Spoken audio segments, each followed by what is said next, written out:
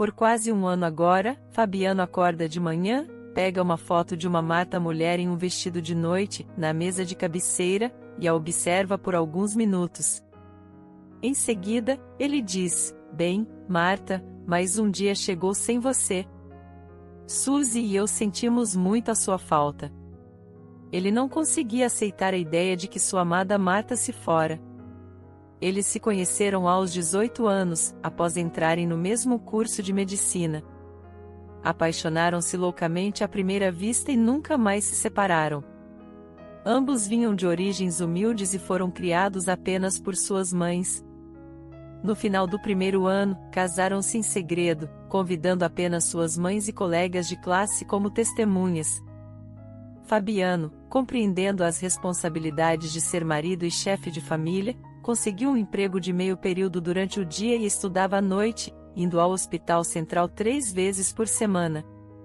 Ele fez de tudo para garantir que Marta tivesse tudo o que precisava. A Faculdade de Medicina apoiou a jovem família, dando-lhes um quarto separado no alojamento, que Marta rapidamente tornou aconchegante. Viveram em harmonia, e Fabiano não se lembra de nenhuma discussão nesses anos todos. No último ano de estudo, Marta contou ao marido que estava grávida. Ao ouvir a notícia, Fabiano, com alegria, pegou a esposa e, beijando-a, começou a girá-la pela sala. Marta, rindo alegremente, disse: "O que você está fazendo? Me coloque no chão, seu bobo. Você logo será pai e precisa se preparar a sério." Marta levou a gravidez com facilidade, e até os últimos meses conseguiu o diploma. Fabiano trabalhava em uma ambulância após se formar, enquanto Marta, após dar à luz, focava nos cuidados com a casa e a criança. Fabiano não se lembra exatamente de quando sua esposa começou a se sentir mal. Ela começou a sofrer de fortes dores de cabeça. Mas, quando ele insistia para ir ao médico, ela sempre minimizava, dizendo que passaria. No entanto, quando a filha deles completou 1 ano, Fabiano finalmente convenceu Marta a fazer um exame. O diagnóstico soou como um veredito, e segundo os médicos, não havia recurso. O tempo estava esgotado. Restava esperar pelo trágico fim. Fabiano não acreditou no que ouviu na época e, até hoje, não se perdoa por não ter insistido no exame logo nos primeiros sintomas. Ainda segundo os especialistas, não havia nada que pudesse ser feito. Fabiano cuidava de Marta da melhor forma que podia. Ele sabia que seus esforços eram em vão, mas esperava que o amor pudesse criar um milagre e que Marta vivesse. Mas, por mais que acreditasse, uma manhã, Marta se foi, falecendo em silêncio em seu sono. Fabiano compreendeu o ocorrido quase imediatamente. Ele não lembra quanto tempo passou ao lado dela, segurando-a com um nó na garganta que o impedia de chorar. Tudo depois disso parecia um sonho: o funeral, o luto, Suzy chorando, pedindo para ver a mãe e dizendo: "Quero minha mãe." Ela puxava o pai, chorando silenciosamente, sem entender que algo irreparável havia acontecido. "Papai, onde está a mamãe?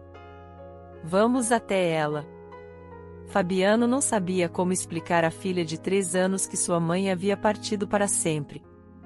Então, contou-lhe sobre o céu, onde a mãe agora viveria.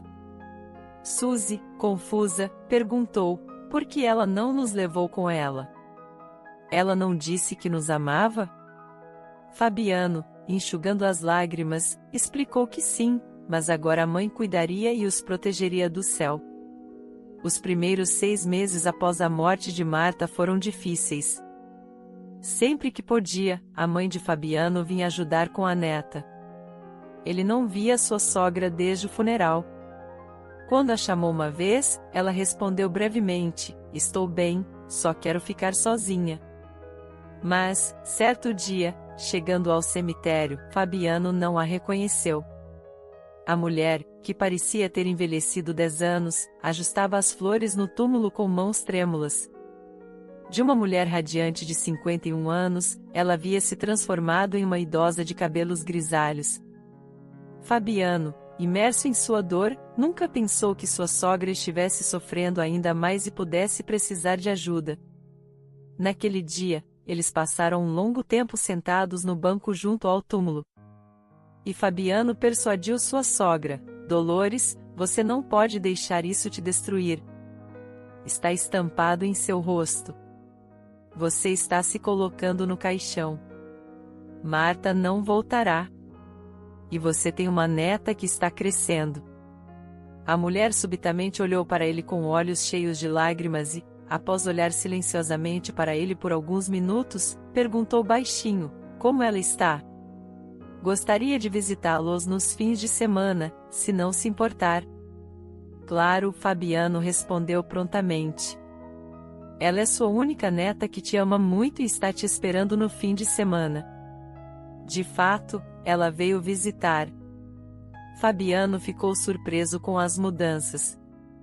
O cabelo de Dolores estava tingido de uma bela cor natural e, em vez de um vestido preto desbotado que ia até o chão, ela usava um terninho cinza. Fabiano, ao abrir a porta, disse alegremente: boa tarde, Dolores. Você está ótima. Essa cor de cabelo te cai muito bem. A propósito, estávamos prestes a tomar café. Junte-se a nós. A mulher, entrando timidamente no apartamento, respondeu baixinho: muito obrigada. Não vou demorar. Estava com saudades. Ao ouvir uma voz familiar no corredor, Suzy correu para dentro e gritou alegremente: vovó chegou. Onde você esteve? Eu senti sua falta. Chorei à noite. Sonhei com a mamãe e o papai disse que ela se foi. Você não vai embora, vai? A pequena Suzy agarrou-se incessantemente a Dolores, que, segurando as lágrimas, respondeu quase inaudivelmente: claro que não, querida. Eu sempre estarei aqui para você, e sua mãe, lá de cima, olha para você e se alegra. Você está tão Marta e crescendo tão rápido. Fabiano virou-se bruscamente e foi para a cozinha, aparentemente para pôr a chaleira no fogo. Na verdade, ele a desligou pouco antes da sogra chegar. Ele simplesmente não conseguia mais ouvir a conversa delas, com medo de se desmanchar em lágrimas. A partir daquele dia, Dolores começou a visitá-los com frequência e foi de grande ajuda. Em um desses dias, Fabiano saiu para o seu plantão, sabendo que Dolores tinha levado sua neta para sua casa. O dia estava relativamente calmo, mas à medida que a noite se aproximava, as chamadas começaram a chegar uma atrás da outra. Por exemplo, uma mulher idosa de 80 anos ligou dizendo que estava à beira da morte, com a pressão arterial e pulso extremamente altos. Depois, um homem com sintomas pré-infarto que não pôde ser atendido por causa de uma briga entre adolescentes na entrada. Graças a Deus, tudo acabou bem e conseguiram levá-lo ao hospital. Quando parecia que nada mais aconteceria naquela noite, receberam uma chamada do restaurante mais sofisticado da cidade. A noiva passou mal no casamento e ninguém conseguia explicar o que havia acontecido. O motorista da ambulância sorriu ironicamente, sentando-se ao volante, disse: vamos ver onde os mais ricos da cidade se reúnem. O paramédico mais velho resmungou: sempre tem confusão em casamentos. A noiva, ou os convidados, podem passar mal por excesso de álcool. Confie em mim, já vi todo tipo de noivos. Algumas vezes, mal conseguimos salvar os recém-casados. Ao entrarem no restaurante, o casamento estava a todo vapor. Havia música animada e o mestre de cerimônias contava piadas. Imediatamente, um homem correu em direção a eles. Pelo cravo na lapela do seu paletó, era evidente que ele era o noivo.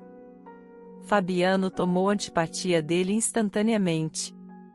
O rosto vermelho e suado do noivo e seus olhos esbugalhados causaram uma aversão inexplicável no paramédico. O noivo pegou Fabiano pelo braço e, levando-o para o lado, disse em voz baixa: desculpe, houve um mal-entendido. Minha noiva passou mal, provavelmente devido à emoção. Um dos convidados chamou vocês. Durante a conversa, o homem tentava discretamente conduzir Fabiano para a saída, o que irritou o paramédico. Era claro que o noivo estava escondendo algo. Deixe-nos examinar a noiva, Fabiano sugeriu com insistência. Vamos lá, ela já está muito melhor. Você provavelmente tem pacientes reais esperando por você. Eu entendo tudo e até estou disposto a pagar pela chamada desnecessária.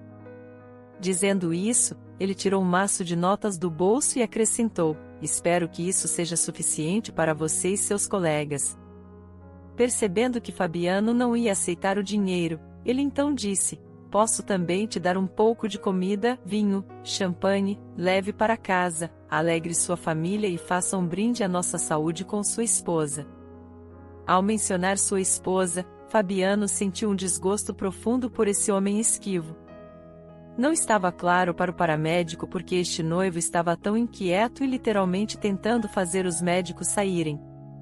Ele claramente não queria que eles vissem sua noiva. Fabiano estava muito desconfiado e decidiu verificar se a mulher estava bem. Acenando silenciosamente para o paramédico ao seu lado, ele foi até onde o casamento estava acontecendo. Os convidados pareciam estar comemorando por horas. Alguns dançavam no centro do salão, enquanto outros continuavam a levantar seus copos. As mesas estavam repletas de comida. Engolindo saliva, Fabiano lembrou-se de que eles nem mesmo tiveram tempo para almoçar naquele dia.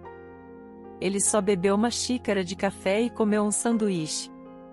Finalmente, ele viu a noiva sentada à cabeceira da mesa, claramente se sentindo mal. A jovem estava apoiada na cadeira, com a cabeça sobre os braços cruzados. O véu tinha saído do lugar e cobria seu rosto. No entanto, quando Fabiano se aproximou, ele puxou o fino laço para ver se ela estava consciente ou não. Ele quase gritou, não podia acreditar no que via. Por um momento, até parecia que era sua esposa, Marta. Se ele não tivesse estado no funeral, teria pensado que era ela. Depois de alguns segundos, ficou claro que, não era Marta, mas a semelhança era impressionante. Ao examinar a mulher, Fabiano percebeu que ela teve uma forte reação alérgica a algo que comeu. Seu rosto e mãos estavam cobertos de manchas vermelhas. Quando ele pediu que ela abrisse a boca, sua suspeita foi confirmada. A noiva estava literalmente em um estado semiconsciente. Qualquer atraso poderia levar ao inchaço da laringe, se não tratado a tempo, até a morte. Notando que a noiva havia aberto os olhos, Fabiano perguntou: você é alérgica a algum alimento? O que comeu hoje? Provavelmente teve uma reação alérgica a algo. Já aconteceu antes? Talvez peixe, cítricos ou cogumelos. O que você comeu hoje? A jovem respondeu em voz baixa: sim, sou alérgica a frutos do mar. Mas Antônio, meu marido, disse que avisou os chefes. A essa altura, a música já havia parado e todos os convidados estavam assistindo com ansiedade. Fabiano virou-se e viu um grupo de pessoas de preto com uniformes brancos, entre os quais se destacava um homem de cabelos grisalhos e alto com um chapéu branco engomado. O paramédico o chamou e perguntou: você é o chefe? Me diga, entre os pratos na mesa, há algum fruto do mar, seja inteiro ou como molho ou adição a outros pratos? O homem deu de ombros e disse surpreso: claro, como foi pedido. Qual é o problema? Frutos do mar estão em quase tudo, exceto no bolo e sobremesas. Me disseram que haveria muitos fãs de mexilhões, camarões e outras iguarias no salão. Só me pediram também para triturar tudo o mais fino possível para deixar os convidados adivinharem onde e o que foi adicionado. Quem? Quem pediu para você fazer isso? Quase gritou Fabiano, percebendo que, dessa forma, a noiva poderia ser exposta a um número máximo de alérgenos. O chefe apontou para o noivo no salão e, acenando com a cabeça em sua direção, disse: ele me pediu isso. O noivo ficou pálido, grandes gotas de suor apareceram em sua testa, mas ele rapidamente percebeu e disse indignado: que absurdo! Eu disse para adicionar apenas uma salada, que deveria ser colocada apenas nas mesas dos convidados, e não na de minha noiva. Sim, lembro exatamente do que disse sobre não adicionar frutos do mar. Para que você tem ouvidos, seu idiota? O noivo caminhou rapidamente até sua noiva e beijou sua mão pálida.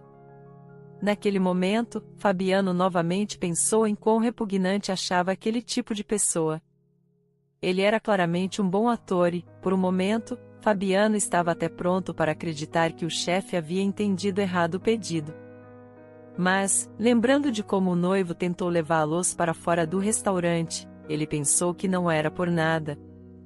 E ele estava, de alguma forma, envolvido no envenenamento de sua esposa. Fabiano sugeriu hospitalizar a noiva, mas o recém-casado respondeu com firmeza: então faremos isso nós mesmos. Você concorda comigo, querida? Você deu a injeção, então ela já está melhor. Cuidaremos disso. Para realizar uma lavagem gástrica e um curso de gotas para remover completamente os alérgenos do corpo. E em casa, você provavelmente não conseguirá fazer isso, começou a explicar o paramédico. Fabiano insistiu na hospitalização, dizendo que a ação dos medicamentos proporcionaria alívio temporário e que, se não limpassem completamente o corpo das toxinas, a situação poderia piorar. O noivo resistiu por algum tempo, mas a persistência do paramédico e a persuasão dos convidados ansiosos fizeram efeito. Eventualmente, ele e sua noiva concordaram.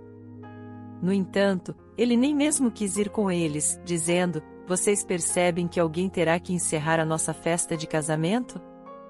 Não posso deixar nossos convidados sozinhos. Fabiano se perguntava como um marido supostamente amoroso e cuidadoso poderia pensar nisso quando sua esposa estava em condição tão séria. Por outro lado, ele até ficou aliviado que esse sujeito não iria com eles. A cada minuto que passava, Fabiano gostava menos do noivo esquivo. Sozinho na ambulância com a mulher, não pôde deixar de notar as características faciais dolorosamente familiares. Enquanto a paciente estava ali de olhos fechados, ele pensou que ela tinha muitas semelhanças com Marta. A única diferença era que a garota parecia um pouco mais velha que sua esposa. A injeção dada no restaurante aliviou a condição da paciente, e ela já podia falar. Ao preencher os documentos necessários para a hospitalização, Fabiano descobriu que seu nome era Gorete e que ela era 2 anos e meio mais velha que Marta. Gorete contou que herdou um grande negócio de seu pai, um conhecido empresário da cidade que possuía uma empresa de carpintaria e uma cadeia de lojas de construção. Alguns anos atrás, ele morreu subitamente de um ataque cardíaco, e ela herdou tudo. E sua mãe? Fabiano perguntou: ela ainda está viva? Não, respondeu Gorete tristemente. Nunca a vi. O pai não gostava de falar sobre isso, e apenas minha babá, que me criou, uma vez disse que ela morreu muito jovem, supostamente de alguma doença. Ela não disse qual era, e é tudo que sei. Então, eu sou a única da família. Gorete concluiu tristemente, mas depois sorriu e acrescentou: embora agora eu esteja casada e tenha um marido. Antônio é um excelente homem e me ama. Fabiano não expressou suas suposições sobre esse homem, decidindo verificar tudo cuidadosamente. Quando chegaram à clínica, seu turno estava terminando e, sabendo que sua filha estava sob os cuidados de sua avó, decidiu ficar com Gorete por um tempo. Ela imediatamente fez todos os testes necessários e foi colocada em um quarto com um soro. Fabiano decidiu esperar pelos resultados. E quando o médico responsável entrou no quarto, ele pediu para conversar no corredor. Naquele momento, não queria confirmar suas suposições e perturbar a paciente, já que ela ainda estava fraca. Os testes indicaram que o nível do produto alergênico em seu sangue estava tão alto que era um milagre ela ter sobrevivido. Se a paciente tivesse consumido até mesmo um pouco mais de comida com o produto causador da alergia, ela não teria chegado aqui e provavelmente você a teria declarado morta no restaurante, resumiu o médico. Fabiano não repassou o que ouviu quando retornou ao quarto.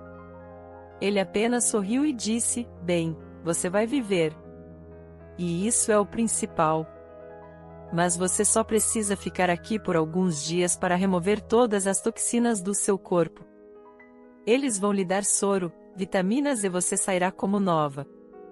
E vou visitá-la aqui sempre que possível, se você não se importar, claro. Ela sorriu e respondeu: claro que não. Muito obrigada. Se não fosse por você, achei que morreria ali mesmo no restaurante. Ainda não entendi o que aconteceu comigo. Antônio disse que escolheu o cardápio ele mesmo e negociou com os chefes. Fabiano deu de ombros e, já se aproximando da porta, disse: bem, então, aparentemente nem tudo foi bem negociado. Aliás, por enquanto, se seu marido trouxer comida para você, evite comer, pelo menos enquanto estiver no hospital. Coma apenas a comida hospitalar. No seu caso, o mais importante agora é a dieta certa. Ok, claro. E obrigada novamente. Depois de sair do hospital, Fabiano foi ver sua sogra. Ele percebeu que Gorete se parecia com sua falecida esposa por algum motivo. Apenas Dolores poderia revelar o segredo dessa semelhança. Fabiano sabia que, após a morte de sua filha, ela frequentemente se sentia mal e as memórias de Marta eram muito dolorosas para ela. Normalmente, ele tentava não discutir o passado, mas agora era vital para ele. Fabiano realmente queria resolver o enigma. Então, quase na entrada, depois de cumprimentá-la, perguntou: Dolores, por acaso Marta tinha uma irmã? A mulher olhou para ele assustada e, sentando-se em uma cadeira, respondeu de forma incerta: o que você está dizendo, Fabiano? De onde viria esta irmã dela? Você sabe que Marta era minha única filha. Por favor, não voltemos a esse assunto. Vamos tomar um chá. Ela colocou a chaleira no fogo, mas Fabiano, vendo que algo havia assustado a mulher, decidiu não recuar. Em um dia de trabalho, encontrei uma garota muito parecida com Marta, disse ele, observando atentamente a reação da sogra. Ela estava tensa, obviamente preocupada, o que era evidente por suas mãos inquietas. Ela alisava a toalha de mesa e, em seguida, começou a mexer nos doces de uma jarra sobre a mesa. Fabiano não tirava os olhos dela e retomou sua história. Nos primeiros momentos, cheguei a pensar que Marta havia voltado à vida. Mas então percebi que era uma mulher completamente diferente, apenas extremamente parecida. E, como descobri, alguns anos mais velha. Aliás, o nome dela é Gorete. Como isso é possível? Nesse momento, Fabiano viu lágrimas escorrendo pelo rosto da mulher e, temendo por sua saúde, rapidamente tentou acalmar ela. Fabiano percebeu que era difícil para ela começar a conversa, mas estava disposto a esperar o tempo necessário para descobrir a verdade. Após cerca de 5 minutos em silêncio, com as mãos no colo, Dolores começou a falar suavemente. Cheguei a esta cidade vinda do interior. Meus pais morreram em um acidente de carro quando eu tinha menos de 5 anos e fui criada por minha avó. Após me formar, sonhava em ir para a faculdade, mas a vida me levou por outro caminho. Naquele ano, minha avó ficou gravemente doente e ficou cega. Claro, não pude deixá-la, então comecei a trabalhar em uma fazenda e permaneci na cidadezinha, deixando para trás meu sonho de ser professora. Por 2 anos inteiros, trabalhei incansavelmente. Naquela época, pensei que minha situação nunca mudaria. Depois, enterrei minha única parente próxima e fiquei completamente sozinha. Não havia nada que me prendesse à cidadezinha, então vim para a cidade grande. Parecia-me que a vida aqui era muito melhor e mais fácil, então decidi começar do zero. Quando minha avó ainda estava viva e soube do meu desejo de sair, ela escreveu um bilhete para algum parente distante, pedindo que me ajudasse se possível. Direto da estação de trem, fui ao endereço no verso da nota. Tive sorte. Maria, após algumas dificuldades para encontrá-la, concordou em me ajudar e até me abrigou por algum tempo. Na época, ela vivia sozinha. Seu marido havia morrido e seus 2 filhos eram militares, servindo em diferentes partes do país. Maria trabalhava como empregada doméstica para uma família abastada e, após alguns dias, conseguiu um lugar para mim na casa de um empresário. A casa era grande e maravilhosa, algo que eu só tinha visto na TV. E a família, composta por 3 pessoas, o senhor e senhora Silva e sua pequena filha, rapidamente se tornou querida para mim. A princípio, fui contratada como empregada, mas depois de um mês, ao perceberem minha dedicação, ofereceram-me a posição de babá em tempo integral para a menina. Aceitei de bom grado, pois assim não precisaria me preocupar com moradia. A filha dos donos era um anjo, nunca causou problemas. O senhor e senhora Silva me tratavam muito bem e eu me esforçava para fazer tudo perfeitamente. Eles se tornaram como uma família para mim. A senhora Silva me tratava não como uma serva, mas como amiga. Muitas vezes, à noite, quando o senhor Silva estava no trabalho, tomávamos chá e conversávamos sobre tudo. Em uma dessas noites, a senhora Silva, sorrindo misteriosamente, disse: "Dolores, fui ao médico hoje e descobri que estou grávida novamente. Quero fazer meu marido feliz. Ele deseja um filho há muito tempo." Fiquei feliz com a notícia e orei para que Deus lhes desse um menino. Dolores silenciou, como se estivesse se lembrando daquele tempo. Fabiano lhe entregou um copo de água e ela agradeceu com um olhar, bebeu um gole e continuou. O senhor Silva, claro, ficou emocionado ao saber da notícia e passou a cuidar ainda mais de sua esposa. No entanto, após um tempo, ao saber o resultado do ultrassom, ele ficou um pouco decepcionado. O exame mostrava que teriam outra menina. Mas logo se conformou e começou a acalmar sua esposa, dizendo que ainda poderiam ter uma equipe de futebol inteira. A senhora Silva riu e disse que com o marido como ele estava pronta para tudo. Quando chegou a hora, o senhor Silva levou sua esposa para uma boa clínica e começamos a esperar, nos preparando para receber o bebê. No dia em que a senhora Silva entrou em trabalho de parto, o senhor Silva estava inquieto, como se pressentisse algo. Ele andava de um canto ao outro, esperando a notícia. Já havia ligado para o quarto 3 vezes, a cada meia hora, e disseram-lhe para não se preocupar. Disseram que ele receberia uma notícia assim que o parto terminasse. Tentei acalmá-lo o melhor que pude. Disse que era a segunda vez que passavam por isso, então tudo ficaria bem, mas era como se ele não me ouvisse. Sempre me lembrarei daquela notícia. O senhor Silva atendeu o telefone, após ouvir a voz do outro lado, desabou no chão. Segurando o telefone, começou a soluçar. Dolores parou de falar e olhou para Fabiano com olhos cheios de lágrimas, e então continuou: "Você não pode imaginar o terrível grito que saiu de seu peito."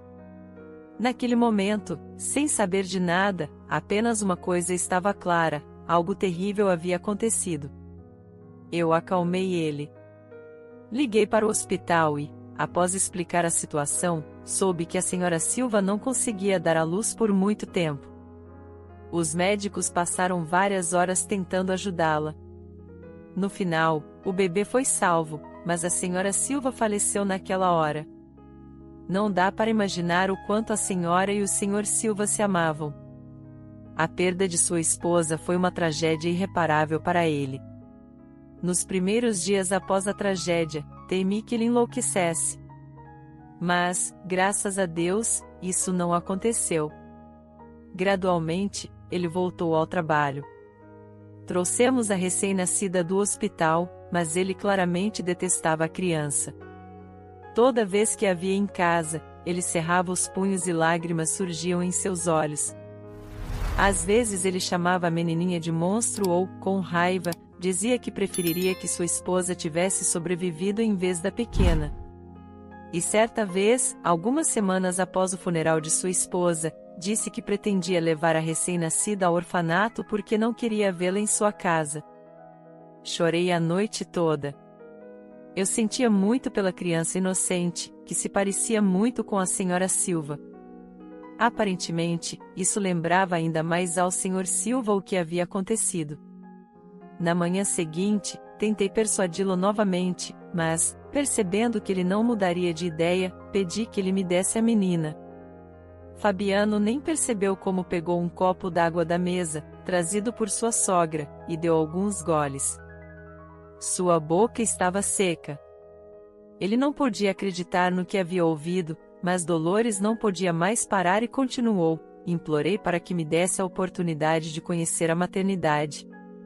Até contei que, após a escola, ao me encontrar com um jovem, fiquei grávida, mas não tive o bebê, como resultado do qual o médico disse que eu não poderia ter filhos. O Sr. Silva estava tão irritado com a menina que rapidamente concordou, desde que ela não estivesse mais em sua casa. Surpreendentemente, formalizei rapidamente a guarda de Marta. Foi quando dei a ela esse lindo nome. Ao sair da casa do empresário com a criança nos braços, prometi ser a melhor mãe. E fiz com que ele prometesse nunca pensar em nós ou nos procurar. Ele disse que ficaria feliz em fazer isso. E assim foi durante todos esses anos. Nunca mais o vi, nem a irmã mais velha da Marta. Eu criei Marta sozinha. Fiquei feliz quando vocês se casaram e tiveram minha neta. E então minha Marta se foi. Foi assim que Deus me deu e a levou. Dolores disse, e lágrimas corriam pelo seu rosto. Fabiano ficou pensando no que ouviu. Descobriu que a noiva do casamento que ele salvou era a irmã mais velha de sua falecida esposa. Desde o primeiro momento em que a viu no restaurante, ele sabia que não podia ser apenas uma coincidência. E agora estava confirmado. As meninas eram irmãs que não sabiam da existência uma da outra. Saindo da casa da sogra, Fabiano sentou-se no banco de fora por um longo tempo e pensou em sua esposa. Lamentou que tudo isso tivesse se tornado conhecido após a morte de Marta. Ela, coitada, nunca soube que sua irmã mais velha vivia na mesma cidade. Decidindo não adiar mais, ele foi ao hospital na manhã seguinte para contar tudo a Gorete. Por uma estranha coincidência, enquanto esperava o ônibus, seu olhar foi atraído por um casal se beijando em um carro preto estacionado. O rosto do homem lhe parecia familiar. Qual foi sua surpresa quando o noivo do restaurante saiu do carro? Ele já não parecia o esposo nervoso da mulher doente. Era um homem amável, correndo para abrir a porta para uma mulher amada. Uma jovem loira de pernas longas que de forma alguma se parecia com Gorete saltou para a calçada.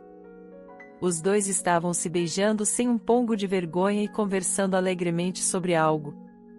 As garotas estavam literalmente penduradas no seu laço, envolto em seu pescoço. Fabiano ficou profundamente chocado. Que homem cruel esse Antônio se mostrou ser. Mal o casamento causou um rebuliço e ele já colocou sua rica esposa no hospital e começou a esbanjar dinheiro com jovens beldades. Agora Fabiano tinha quase certeza de que este patife se casou por interesse, tendo feito mal à sua esposa, esperava apoderar-se de toda a sua fortuna. Após observar o casal apaixonado na porta do caro restaurante onde entraram, Fabiano foi ao hospital visitar Gorete. Ele não havia decidido se contaria a ela sobre o que tinha visto, mas certamente lhe contaria sobre sua irmã e sua vida. Ao abrir a porta de seu quarto, ficou surpreso ao encontrar uma mulher idosa dormindo no lugar de Gorete. Fabiano fechou silenciosamente a porta e foi à sala de plantão. O médico responsável estava sentado à mesa escrevendo algo. Reconhecendo Fabiano, cumprimentou-o e disse: "Desculpe, não consegui impedir sua paciente." Ela começou a se sentir melhor e insistiu em ser liberada. Tentou ligar para o marido por muito tempo, mas sem sucesso. Ela pegou um táxi e saiu. Doutor, por favor, me dê o endereço dela, implorou Fabiano, vendo o espanto do colega. Ele tentou explicar rapidamente: ele tem um caso com outra mulher. Estou certo de que tudo o que aconteceu no casamento não foi coincidência. Tenho medo que ele tente se livrar dela novamente. Por favor, me dê o endereço dela. Após um breve momento de reflexão, o médico escreveu o endereço num pedaço de papel e o entregou a Fabiano, dizendo-a somente de um colega para outro: e por favor, não faça nada tolo lá. E se fizer, ligue para mim, meu número está abaixo do endereço. Agradecendo ao médico, Fabiano saiu rapidamente do hospital e só então percebeu que a casa de Gorete ficava do outro lado da cidade. Pegando um táxi, ele temia que o marido dela tivesse tempo de lhe fazer mal antes que ele chegasse. Logo ele alcançou o bairro certo e, agradecendo ao taxista, saiu do carro, aproximando-se de um alto muro com um portão de aço pesado. O homem agarrou a maçaneta esculpida e percebeu que o portão não estava fechado. Ouvido um alvoroço e sussurros no quintal, viu uma pequena abertura entre as lâminas do muro e, espreitando, não acreditou no que seus olhos viam. Antônio e sua amante estavam tentando empurrar algo volumoso envolto por todos os lados, seja com capas ou lençóis, para o porta-malas. Fabiano temia até pensar no pior, mas decidiu não fazer nada por si mesmo e ligar para a polícia. Quando Fabiano se afastou um pouco da casa, tentou pedir ajuda. No entanto, a conexão estava fraca e demorou cerca de 5 minutos para que Fabiano finalmente conseguisse. Para sua surpresa, a polícia chegou rapidamente. O marido de Gorete e sua amante foram pegos de surpresa com a súbita chegada da polícia. Eles observaram em silêncio enquanto o carro era revistado e a casa era minuciosamente examinada. Mas o suposto cadáver não foi encontrado. Descobriu-se que eles haviam carregado o carro com itens de grande valor, incluindo algumas pinturas, preciosas estatuetas e joias. Quem lhe deu o direito de dispor dos bens de sua esposa enquanto ela está no hospital? Você é como um rato pegando tudo o que pode. E isso, por sinal, obviamente não lhe pertence. Onde está Gorete? E com base em que você administra a casa dela sem o conhecimento dela? O infeliz marido, como que se lembrando, endireitou os ombros e sorriu com toda a sua arte. Respondeu imediatamente: o que é todo esse alvoroço? Sou o marido legítimo de Gorete, e ela me pediu para retirar essas coisas. Ele olhou para sua namorada confusa e disse alegremente: e ela me pediu para levar tudo para ela. Ele acenou em direção à garota: esta é uma parente distante de Gorete. Ela acabou de comprar um apartamento. Gorete, por bondade, decidiu dar tudo isso a ela. Fabiano ficou mais uma vez surpreso com a facilidade com que este homem escorregadio conseguiu se safar de qualquer situação, mesmo a mais ridícula. Desta vez também. Os policiais não viram nada ilegal em suas ações, conferiram seus documentos e partiram. Fabiano sentiu que havia algo errado. Enquanto ele estava chegando aqui e lidando com a polícia, Gorete poderia já ter vindo aqui uma centena de vezes. O médico responsável ouviu que ela havia chamado um táxi para este mesmo endereço. Não poderia haver dúvida. Gorete estava aqui. E aqueles patifes fizeram algo com ela. Mas a questão de onde eles a estavam escondendo permaneceu incerta para ele. Uma coisa era certa: não poderiam tê-la levado longe durante esse tempo. E Fabiano decidiu ver o que eles fariam a seguir. E ele não precisou esperar muito. Meia hora depois, Antônio saiu para o alpendre vestido de uma maneira estranha, como um pescador. Sua namorada apareceu atrás dele em um roupão. A garota não parecia estar indo a lugar nenhum, provavelmente apenas o acompanhava até a porta. Fabiano estava aliviado por ter encontrado anteriormente um local de onde a entrada da casa era claramente visível. E até era possível perceber o que estavam falando. Querido, Disse a garota ressentidamente, quando isso vai acabar? Você prometeu que se casaria e se livraria dela imediatamente. Antônio beijou a loira e respondeu carinhosamente, tenha paciência mais um pouco, querida. Como o casamento não deu certo, usaremos o plano B. Você acha que eu gosto de ir até aquele casebre abandonado? Não há estradas por lá. Leva meia hora para chegar lá passando pelo pântano. Pelo menos ninguém pensará em procurá-la lá. Daqui a alguns dias, vou comunicar o desaparecimento dela, dizendo que ela saiu da clínica por vontade própria sem se tratar, e que algo acontece em sua cabeça e que ela não voltou para casa. A polícia não quer esse tipo de problema. Eles fecharão rapidamente o caso e, se necessário, daremos dinheiro a eles. Os amantes se beijaram apaixonadamente e pareciam muito satisfeitos consigo mesmos. Antônio acrescentou, agora vou apenas verificar se ela não tem chance de escapar. Vamos amarrá-la bem e ir para a cidade. A garota, com voz de criança magoada, disse, amor, você não pode acelerar o triste fim dela? Eu realmente gosto desta casa. O homem a interrompeu abruptamente. Você enlouqueceu? Por que está me pressionando? Tentei uma vez. Não deu certo. Deixe as coisas seguirem seu curso. E entre em casa e espere. Ele caminhou em direção ao portão, e Fabiano, com medo de ser notado, rapidamente se escondeu atrás dos arbustos próximos. As plantas espinhosas arranhavam suas mãos e rosto dolorosamente, mas ele suportou silenciosamente.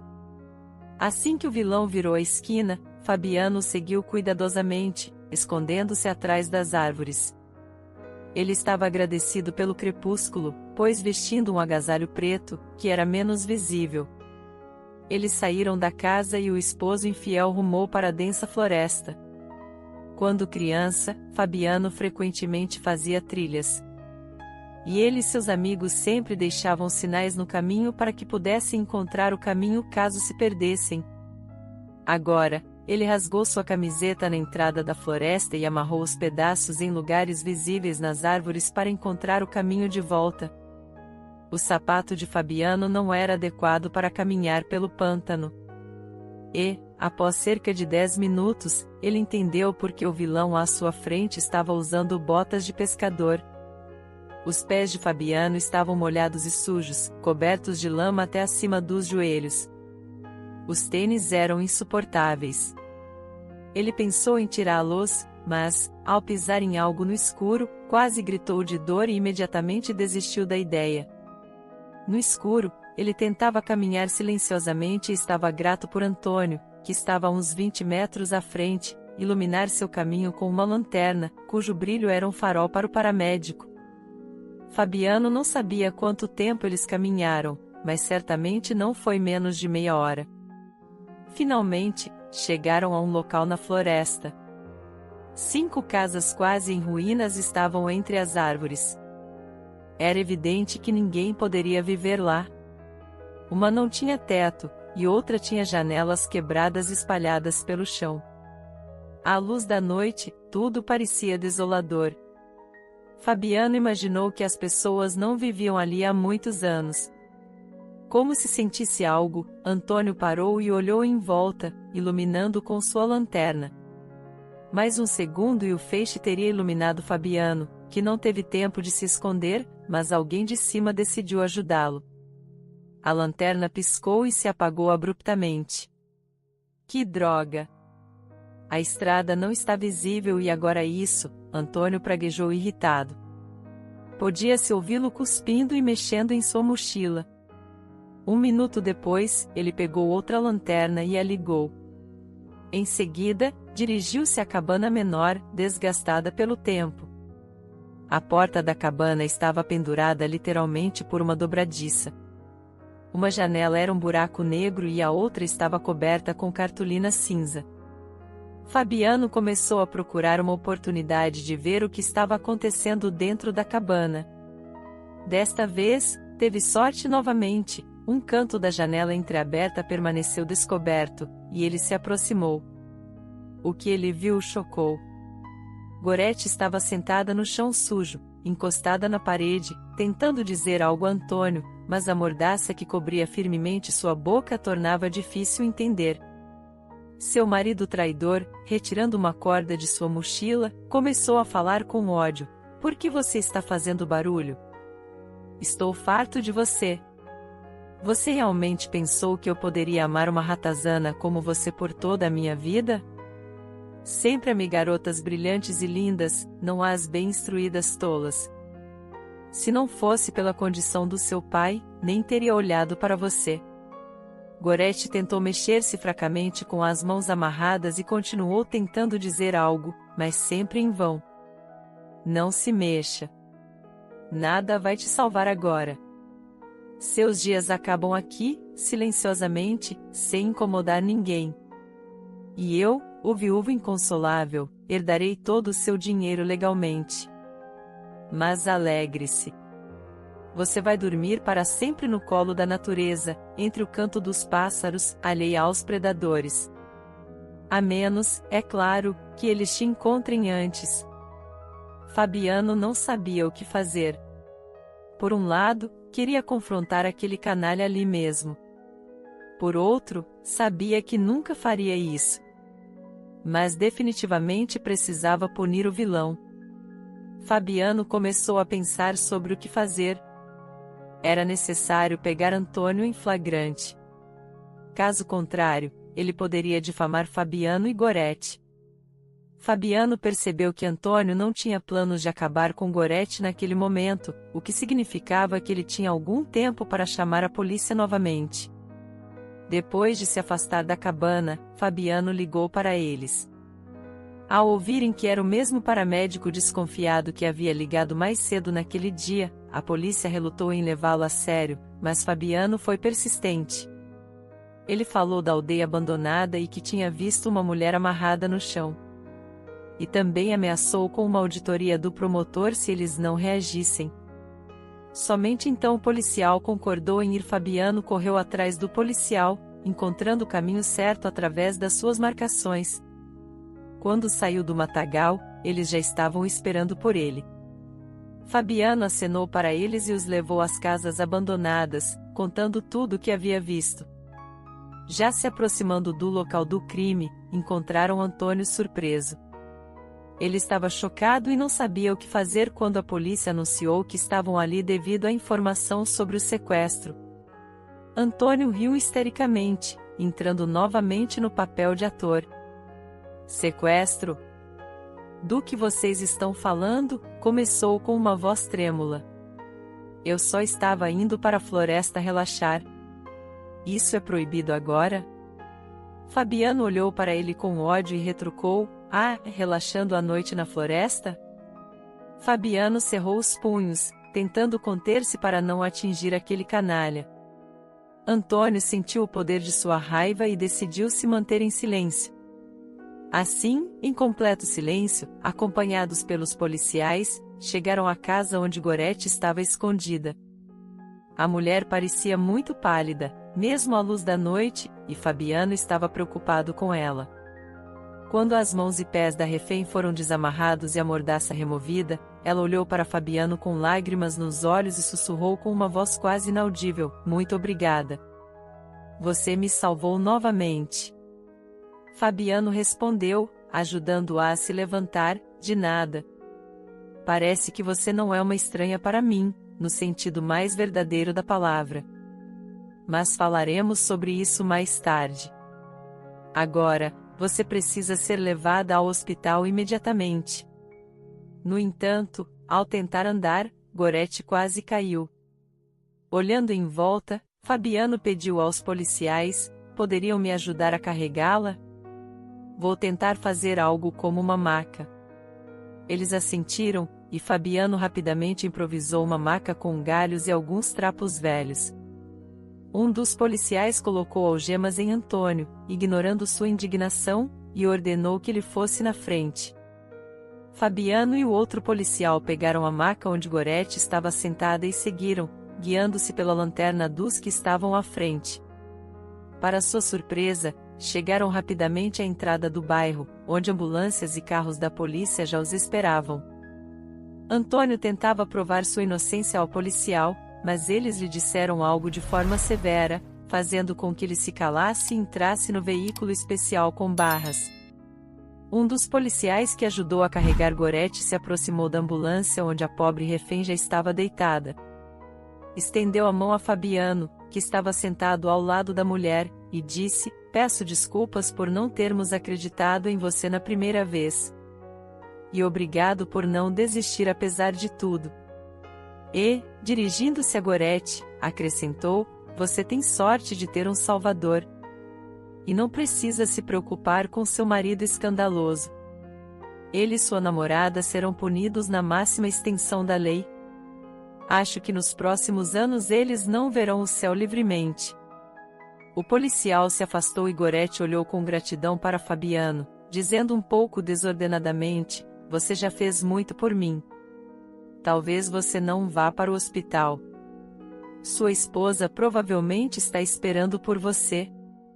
Ao ouvir a menção a Marta, ele engoliu em seco e, depois de um breve silêncio, respondeu: "Não tenho esposa.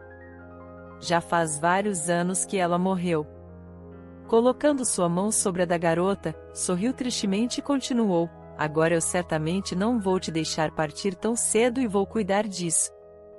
Gorete sorriu e, exausta, fechou os olhos no hospital. Ela ficou sob cuidado médico e Fabiano finalmente foi para casa. Chegou quase às 2 da manhã e tinha que acordar para o trabalho às 6 horas. Ao espiar o quarto da filha, viu a avó e a neta dormindo juntas. Naquele momento, sentiu-se grato por sua mãe morar perto e poder ajudá-lo quando necessário. Após algumas horas de sono rápido, levantou-se, preparou uma xícara de café e começou a se arrumar para o trabalho. Uma sonolenta mãe saiu do quarto da neta e sussurrou: "Filho, onde você estava? O que aconteceu? Você está bem?" Fabiano abraçou sua mãe e disse: "Obrigado por estar ao meu lado. Me desculpe. Tive um dia monstruoso ontem e acabei ficando fora até tarde. Mas tudo está bem agora. Obrigado." Sua mãe sorriu e deu-lhe um beijo antes de voltar ao quarto da neta. Naquele momento, Fabiano as invejou, pois elas poderiam dormir por mais 1h30 sem nem mesmo tomar café da manhã. Ele foi trabalhar e, nas primeiras horas, só pensava em Gorete. Queria ir à clínica onde ela estava, mas o trabalho estava intenso. Durante sua pausa para o almoço, ligou para a clínica para saber como Gorete estava. Ela se sentia muito melhor e a enfermeira até disse que ela havia gostado do café da manhã. Depois de seu turno, passou na creche para pegar sua filha e imediatamente correu para o hospital. No caminho, explicou a Suzy que eles estavam indo ver sua tia que estava muito doente.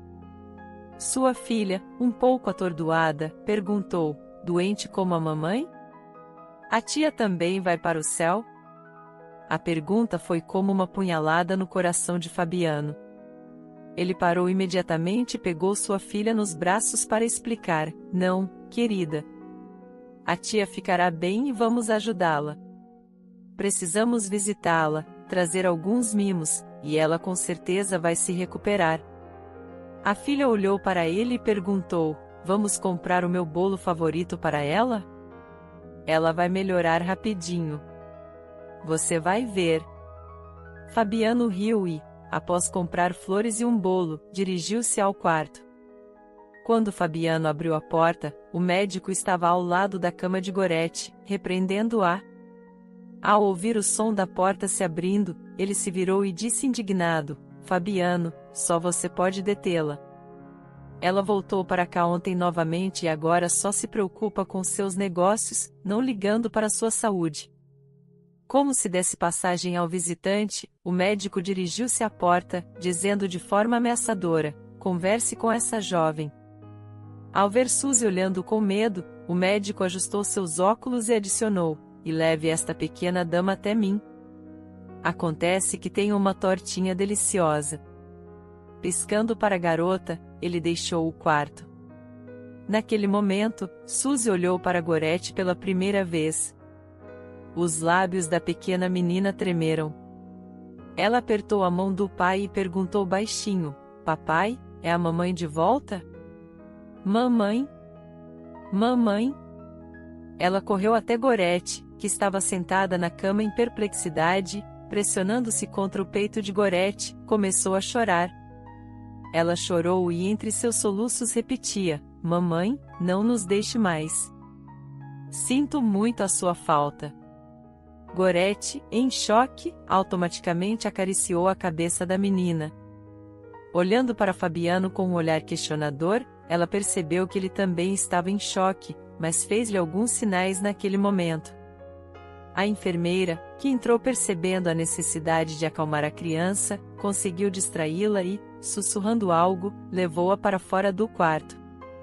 Assim que ficaram sozinhos, Fabiano contou a Gorete sobre sua irmã, a morte de sua mãe e a decisão de seu pai de se afastar de Marta. Então eles se sentaram e choraram enquanto Fabiano falava sobre como havia conhecido sua irmã, como eles se amavam e como ela havia sofrido antes de sua morte. Vários anos se passaram. Gorete tornou-se uma parte integral das vidas de Fabiano e da pequena Suzy.